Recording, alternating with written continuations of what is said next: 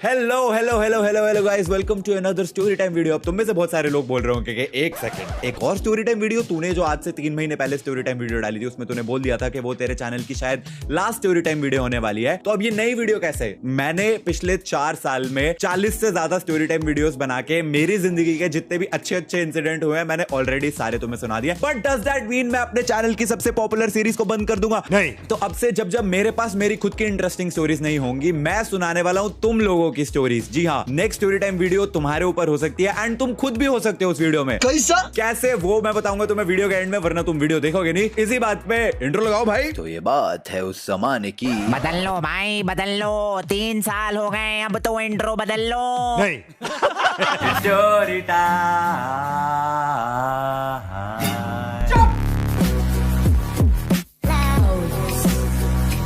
तो आज की वीडियो जिनके बारे में है वो नहीं चाहती कि हम उनका रियल नाम अपनी वीडियो में लें, इसलिए हम उनको बुलाने वाले हैं चुम्मी। मुझे नहीं पता चुम्मी क्यों, पूछना भी मत क्यों, बस चुम्मी मेरे दिमाग में आया तो चुम्मी। तो ये बात स्टार्ट होती है चुम्मी की 12th खत्म होने के बाद। चुम्मी की 12th में 95% थी, which was very high. But Chummi का इंटरेस्ट फैशन डिजाइनिंग में था, इसलिए उन्होंने फैशन डिजाइनिंग का कोर्स ले लिया। लेकिन ये बात उनके पेरेंट्स को बिल्कुल नहीं पसंद थी, क्योंकि वही स्टीरियोटिपिकल माइंडसेट, इंजीनियरिंग या फिर मेडिकल, बस यही 2 फील्ड्स है, इसके अलावा तीसरा कोई ऑप्शन है ही नहीं। बट चुम्मी का इंटरेस्ट फैशन में था, तो उन्होंने अपनी पेरेंट्स की ना सुन के फैशन डिजाइनिंग का कोर्स परस्यू करा। लेकिन 6 महीने फैशन डिजाइनिंग करने के बाद उनको फैशन डिजाइनिंग क्विट करना पड़ा, क्योंकि उसमें बहुत ज्यादा फील्ड वर्क होने लग गया था एंड उनको हार्ट में एक प्रॉब्लम थी, जिस वजह से वो इतना फील्ड वर्क नहीं कर पा रही थी एंड अनफॉर्चुनेटली उनको अपना फैशन डिजाइनिंग का कोर्स छोड़ना पड़ा। तो इस तरीके से चुम्मी का पूरा ईयर वेस्ट हो गया, क्योंकि उनको ड्रॉप लेना पड़ा एंड अब उनके पेरेंट्स जिद पे आ चुके थे कि अब उनको मेडिकल ही करनी पड़ेगी। तो 6 महीने के बाद जब नया सेशन स्टार्ट हुआ तो चुम्मी पटना से दिल्ली आ गई मेडिकल की तैयारी करने एंड नेक्स्ट 1 साल तक अकॉर्डिंग टू चुम्मी दिल्ली के किसी बहुत ही वाहियात से गर्ल्स हॉस्टल में रहते हुए उन्होंने मेडिकल की तैयारी करी। अब इस हॉस्टल में शुक्ला जी नाम की एक वार्डन थी, जो कि हिटलर से कम नहीं थी। हर लड़की की जिंदगी में क्या चल रहा है शुक्ला जी को जानना जरूरी है। शुक्ला जी का खुद का बचपन का प्यार अधूरा रह गया, इसलिए किसी और लड़की को बॉयफ्रेंड मरना तेरे को डर नहीं लगता? किसी को फोन पे बात करते हुए देख लेती है तो उनके पेरेंट्स को फोन मिला देती है। मतलब उनके रहते हुए तुम अपनी जिंदगी में खुश नहीं हो सकते। ऊपर से खाना बहुत वाहियात था हॉस्टल का। इन टोटल बहुत ही वाहियात एक्सपीरियंस था। बिल्कुल वॉर के किसी कैदी को जैसी ट्रीटमेंट मिलती है वैसी ट्रीटमेंट मिलती थी यहाँ पे। लेकिन इसके बावजूद भी चुम्मी ने मेडिकल की तैयारी करी एंड फास्ट फॉरवर्ड 1 साल के बाद वो दिन आया जब वो अपना मेडिकल का एग्जाम देने जा रही थी। अब ऑलरेडी चुम्मी का 2 साल का ड्रॉप हो चुका था। पहला जब उन्होंने फैशन डिजाइनिंग वाला कोर्स छोड़ा एंड दूसरा ये प्रिपरेशन जो मेडिकल की करी।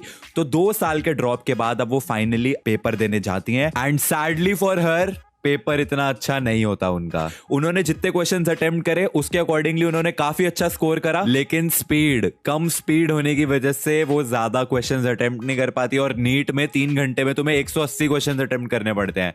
तो उनका score was decent but not good enough to get a good college and family इतनी well to do नहीं थी कि वो एक प्राइवेट कॉलेज की फीस अफोर्ड कर पाए। So unfortunately उनको एक बार फिर से ड्रॉप लेना पड़ा। 2 बार वो ऑलरेडी ड्रॉप कर चुकी थी एंड अब 3rd ईयर उनका फिर से ड्रॉप हो रहा था। एंड सबसे सैड पार्ट पता क्या था? पेरेंट्स अभी भी जिद पे अड़े हुए थे कि मेडिकल ही करना है। चुम्मी कभी भी डॉक्टर बनना ही नहीं चाहती थी। फैशन डिजाइनिंग का कोर्स छोड़ने के बाद सिर्फ अपने पापा को खुश करने के लिए उन्होंने नीट की तैयारी करी, जिसमें ऑब्वियसली वो अच्छा स्कोर नहीं कर पाई क्योंकि इंटरेस्ट ही नहीं था उस फील्ड में। तो कैसे अच्छा परफॉर्म कर लेती? अपने मन को मार के पापा की खुशी के लिए एक बार ट्राई करा, नहीं हुआ। बट पापा अभी भी पीछे पड़े हैं कि नहीं, नीट की तैयारी करो, डॉक्टर ही बनना है, डॉक्टर का रुतबा होगा। वो पड़ोसी के बेटे का उस कॉलेज में हो गया, फलाने के बेटे का उस कॉलेज में हो गया एंड रोज रोज के वही ताने कि तुमने अच्छे से तैयारी नहीं करी होगी तभी नहीं हुआ। वो एक स्टूडेंट के लिए कितना डीमोटिवेटिंग हो रहा होगा। एंड उसके ऊपर से 2 साल का ड्रॉप ऑलरेडी हो चुका है एंड पिछले 1.5 साल से जिस मेडिकल की किताबों को तुम रट रहे हो, अब एक बार फिर से ड्रॉप करके वही बुक्स को फिर से पढ़ना बहुत ही ज्यादा डिमोटिवेटिंग हो गया था उनके लिए एंड वो डिप्रेशन में थी। उन्होंने अपने पापा से भी बात करी कि वो मेडिकल नहीं करना चाहती थी, बट पापा ने तो जैसे डंडा ही कर दिया था कि मेडिकल ही करनी है और कुछ नहीं करना। तब चुम्मी ने डिसाइड करा कि उनको मेडिकल नहीं करनी है एंड उनको मास कम्युनिकेशन का कोर्स जो है वो इंटरेस्टिंग लगा। सो शी डिसाइडेड कि वो उस कोर्स को परस्यू करेंगी।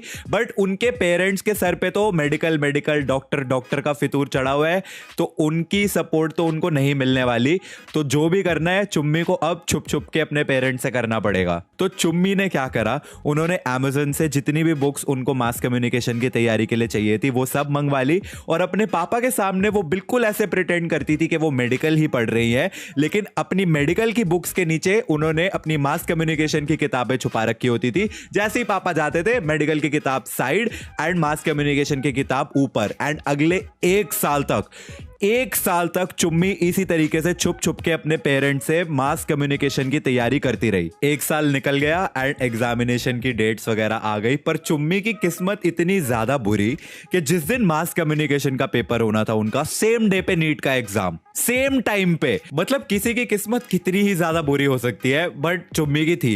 एंड चुम्मी का मेडिकल का एग्जामिनेशन सेंटर पटना में ही था एंड मास कम्युनिकेशन का एग्जामिनेशन सेंटर उनका लखनऊ में था। तो चुम्मी ने अपने पेरेंट्स को एक फेक एडमिट कार्ड बना के ये कन्विंस कर लिया कि दोनों एग्जाम लखनऊ में होने वाले हैं, एक दिन में और एक शाम में। और उसने अपने पेरेंट्स को बस ये बोल दिया कि मास कम्युनिकेशन का एग्जाम तो वो सिर्फ एक बैकअप ऑप्शन के लिए रख रही है, बाकी फोकस तो मेरा मेडिकल पे ही है। तो पेरेंट्स भी खुश थे। पर अब सबसे बड़ी प्रॉब्लम ये थी कि पेपर दिलवाने तो साथ में लखनऊ पापा ही जाएंगे ना, तब क्या होगा, क्योंकि एडमिट कार्ड तो नकली है, सच में थोड़ी ना लखनऊ के किसी सेंटर में मेडिकल का एग्जाम चल रहा होगा जहां पे चुम्मी जाके मेडिकल का पेपर दे देगी। एंड अभी तक चुम्मी ने ये जो कुछ भी करा है ये इसलिए करा है ताकि अपने पेरेंट्स को डिसअपॉइंट किए बिना वो अपने ड्रीम्स को अचीव कर सके, बिना उसके पेरेंट्स को ये फील करवाए कि उसने कोशिश भी नहीं करी मेडिकल की। चुम्मी की किस्मत अभी तक तो काफी बुरी रही थी एंड भगवान ने भी कुछ खास सपोर्ट करा नहीं था, लेकिन लास्ट मोमेंट पे चुम्मी की किस्मत चमकी। चुम्मी के पापा को कुछ अर्जेंट वर्क आ गया जिसकी वजह से उनका ट्रिप कैंसिल हो गया एंड चुम्मी का कजन उसके साथ गया उसको लखनऊ एग्जाम दिलवाने। लखनऊ में सुबह 11 बजे चुम्मी ने अपना मास कम्युनिकेशन का एग्जाम दे दिया। इसके बाद चुम्मी और उसका कजन गए दूसरे एग्जामिनेशन सेंटर पे, जो कि एक फेक एग्जामिनेशन सेंटर चुम्मी ने ऑनलाइन निकाल के लिखा था उस एडमिट कार्ड पे। एंड वहां पे कोई भी नहीं था, ऑब्वियसली भाई वो एक्चुअल एग्जामिनेशन सेंटर नहीं था, वहां पे कोई भी नहीं था। तो चुम्मी का कजन कंफ्यूजन में चला गया कि अरे ये तो एग्जामिनेशन सेंटर था, यहाँ पे तो कोई है ही नहीं। एंड चुम्मी वाज लाइक हाँ यहाँ तो पेपर होना चाहिए था, यहाँ पे कोई है ही नहीं, चलो कोई नहीं वापस चलते हैं, नेवर माइंड। अब सबसे इंटरेस्टिंग पार्ट, चुम्मी के कजन को क्या लगा कि चुम्मी ने जो सुबह एग्जाम दिया था वो मेडिकल का था एंड जो शाम में वो एग्जाम देने आई थी वो मास कम्युनिकेशन का था।